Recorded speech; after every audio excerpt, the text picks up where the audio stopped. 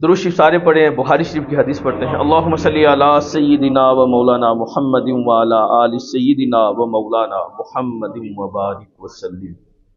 یہ بخاری شریف کی اس سے اگلی حدیث مبارک ہے، حدیث نمبر 8۔ امام بخاری رحمۃ اللہ تعالی علیہ نے یہ حدیث جناب عبداللہ بن محمد سے نقل کی ہے۔ حدیث کی جو سند ہے وہ ذرا سماعت فرمائیں، پھر متن پڑھیں گے، پھر ترجمہ و تشریح کی کوشش کروں گا۔ اب فرماتے ہیں حدثنا عبداللہ بن محمد الجعفی قال حدثنا ابو عامر العقدی قال حدثنا سلیمان بن بلال عن عبداللہ بن دینار عن ابی صالح عن ابی ہریرہ رضی اللہ تعالی عنہ عن النبی صلی اللہ علیہ وآلہ وسلم قال الایمان بضع و ستون شعبۃ والحیاء شعبۃ من الایمان او کما قال رسول اللہ صلی اللہ علیہ وآلہ وسلم۔ دیکھیں، جب ہم حدیث کی سند پڑھتے ہیں تو جہاں ہم حدیث کے مضمون سے استفادہ کرتے ہیں، جہاں اس کی برکات ہم حاصل کرتے ہیں، وہاں پر ہم ان عظیم نفوس قدسیہ کے نام کی بھی تلاوت کرتے ہیں کہ جنہوں نے حدیث شریف کا علم امت تک پہنچانے کے لیے شبانہ روز محنت کی ہے، اور ان کے مبارک ناموں کا فیض بھی اللہ ہمیں عطا فرماتا ہے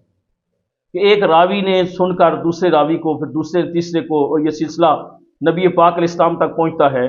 ہمارے تک نبی پاک علیہ السلام کا قول پہنچانے کے لیے محدثین کرام کی کتنی محنتیں ہیں، یہ ایک الگ عنوان ہے، یہ ایک الگ عنوان ہے کہ جن لوگوں نے نبی پاک علیہ السلام کی حدیث کی خدمت کی ہے، ان کی زندگیاں کس قدر مبارک اور پاک باز زندگیوں کے وہ مالک تھے۔ تو امام بخاری رحمۃ اللہ تعالی علیہ فرماتے ہیں کہ حدثنا عبداللہ بن محمد، ہم سے حدیث بیان کی جناب عبداللہ بن محمد جوفی نے، وہ فرماتے ہیں کہ ہم سے بیان کی ابو عامر عقادی نے، وہ کہتے ہیں کہ ہم سے بیان کی جناب سلیمان بن بلال نے، وہ جناب عبداللہ بن دینار سے، وہ جناب ابو صالح سے، اور وہ حضرت سیدنا ابو ہریرہ رضی اللہ تعالی عنہ سے روایت کرتے ہیں۔ اور حضرت ابو ہریرہ فرماتے ہیں کہ نبی کریم صلی اللہ علیہ وآلہ وسلم نے ارشاد فرمایا الایمان بضع و ستون شعبۃ، ایمان کے 60 سے زیادہ شعبے ہیں۔ آپ جانتے ہیں کہ ایک حدیث کے اندر 70 کا ذکر بھی ہے، کچھ حدیث کے اندر تعداد میں فرق ہے، مختلف راویوں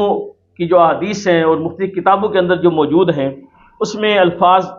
کے رد و بدل کے ساتھ کہیں 70 کا ذکر بھی ہے، کہیں 60 کا بھی ہے۔ تو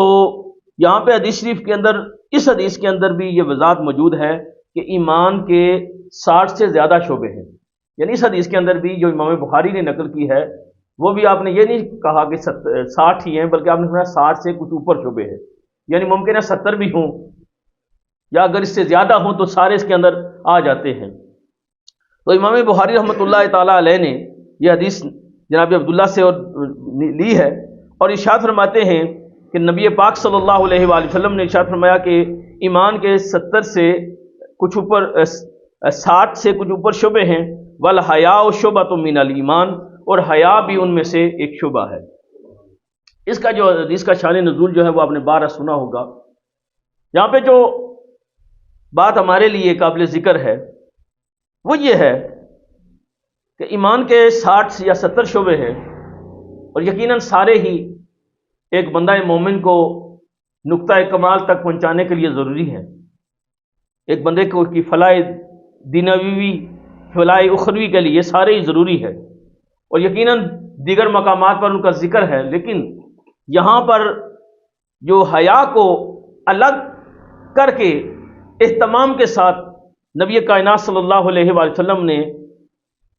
60 سے الگ کر دیا، اس کی کیا وجہ ہے؟ یعنی ایمان کے 70 سے 60 سے زیادہ شعبے ہیں، اور ان میں سے حیا جو ہے وہ بھی ایمان کے شعبوں میں سے ایک شعبہ ہے۔ تو فرمایا اس کی وجہ یہ ہے کہ جتنے بھی اعمال ہیں ان سب کا اگر زیور سمجھا جائے نا، ان سب کا زیور وہ حیا ہے، وہ حیا ہے۔ حیا بھی دو طرح کی ہوتی ہے، ایک فطری حیا ہے طبی حیا، یعنی انسان کی طبیعت میں ہی حیا ہے، شرمیلا آدمی ہے، جس طرح کوئی بندہ شرمیلا ہوتا ہے تو اس کی طبیعت کے اندر حیا ہے، اس کی طبیعت کے اندر یہ حیا ہے۔ وہ ممکن ہے عام لوگوں سے بات کرتے ہوئے شرماتا ہو، وہ ممکن ہے آگے پیچھے دیکھنے سے بھی شرماتا ہو، اس کی طبیعت کا تقاضا ہے کہ وہ کسی کے ساتھ آنکھ میں آنکھ ڈال کے بات نہیں کر سکتا، یا کسی مجمع میں کھڑے ہو کے بات نہیں کر سکتا، حیا مانے آ جاتی ہے۔ تو یہ طبی حیا ہے، یہ طبی حیا ہے، یہ بھی قابل تحسین چیز ہے، یہ بھی اچھی چیز ہے۔ لیکن جس حیا کو ایمان کا شعبہ قرار دیا جا رہا ہے وہ حیا جو ہے وہ شرعی حیا ہے۔ شرعی حیا، شرعی حیا کیا ہے؟ کہ بندہ گناہ کرتے وقت اپنے خالق سے شرم کرے، بندہ اللہ تعالیٰ کے فرائض اور واجبات میں غفلت کرتے ہوئے اللہ سے حیا کرے۔ آپ جانتے ہیں کہ حدیث شریف کے اندر نبی کائنات علیہ الصلوۃ والسلام نے ارشاد فرمایا کہ جس شخص کے بال سفید ہو جاتے ہیں اللہ اسے حیا کرتا ہے، اور یہ روایت بیان کرتے ہوئے نبی پاک علیہ الصلوۃ والسلام کی آنکھوں سے آنسو جاری ہو گئے۔ صحابہ کرام نے پوچھا یا رسول اللہ، آپ نے اس مقام پہ یہ آنسو بہانے کا کیا مقصد ہے، کیا مطلب ہے، اس کی کیا وجہ ہے؟ تو نبی کائنات علیہ السلام نے فرمایا کہ وہ رب ہو کر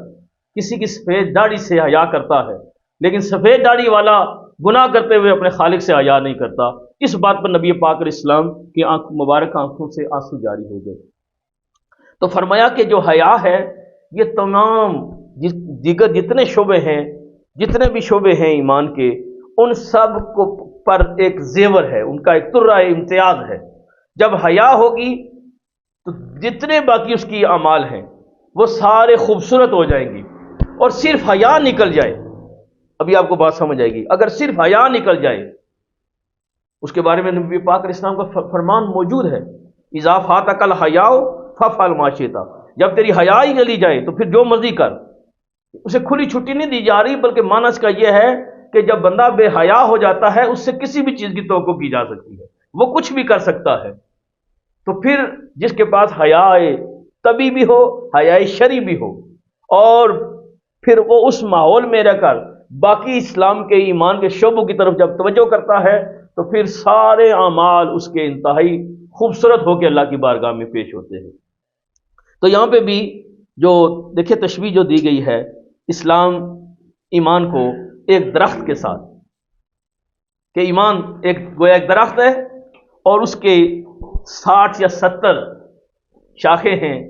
ان کا پھل ہے، اس کی ٹہنیاں ہیں، اس کے پتے ہیں، اس کا پھل ہے۔ تو فرمایا کہ اصل کیا ہے، اس کی جڑ ہے، وہ ہے ایمان۔ اصل اس کی جڑ ہے جو ایمان ہے۔ جڑ کا تعلق ٹہنیوں کے ساتھ جب تک رہے گا وہ تر و تازہ رہیں گی، وہ پھل بھی دیتی رہیں گی، وہ پھول بھی برساتی رہیں گی۔ لیکن جب اس کا تعلق جڑ کے ساتھ ختم ہو گیا تو پھر اوپر نہ کوئی ٹہنی رہے گی، سب سوکھ کے ختم ہو جائیں گے، نہ پھل رہے گا، نہ کوئی پتا رہے گا، پتے گر جا کر زمین بوس ہو جائیں گے، پھل گر جائیں گے، اور ہو سکتا ہے کچھ عرصے کے بعد وہ شاخیں ٹوٹ پھوٹ کا شکار ہو جائیں۔ اس کا معنی کیا ہے؟ اگر ایمان ختم ہو جائے تو کسی عمل کی کوئی وقت نہیں رہتی، اس کا یہ معنی بنتا ہے۔ اور اگر جڑ سلامت رہے، ٹہنی کوئی کاٹ بھی دے، پتے کوئی گرا بھی دے، پھل کوئی توڑ بھی دے، اس کے باوجود جڑ کو کچھ نہیں ہوتا، جڑ پھر بھی قائم رہتی ہے۔ لیکن درخت خوبصورت تبھی لگتا ہے جب جڑ بھی سلامت ہو، تنا بھی ہو، اس کے پتے بھی ہوں، اس کی شاخیں بھی ہوں، اس کی ٹہنیاں بھی ہوں۔ لیکن اگر کسی وجہ سے کسی غفلت، یعنی اسلام کے کسی شعبے میں غفلت ہو گئی تو اس کا مطلب یہ نہیں کہ جڑ ختم ہو گئی ہے، جڑ پھر بھی ہے۔ اگر کوئی ٹہنی کٹ گئی ہے تو ممکن ہے جب تک اگر جڑ سلامت رہی تو ممکنہ ٹہنی پھر نکل آئے، کسی موسم بہار میں ٹہنی پھر نمودار ہو جائے، پھر کمپلینٹ پھوٹ پڑے اور پھر وہاں سے پھل دینا وہ شروع کر دے۔ لیکن اگر جڑ ہی ختم ہو جائے، یعنی ایمان ہی اگر ختم ہو جائے تو پھر کسی بھی طرح کی کوئی گنجائش باقی نہیں رہتی۔ اللہ تعالیٰ نبی پاک صلی اللہ علیہ وآلہ وسلم کے مبارک فرامین کو ہم سب کو سمجھنے کی اور اخلاص نیت کے ساتھ اس پر عمل کی توفیق عطا فرمائے۔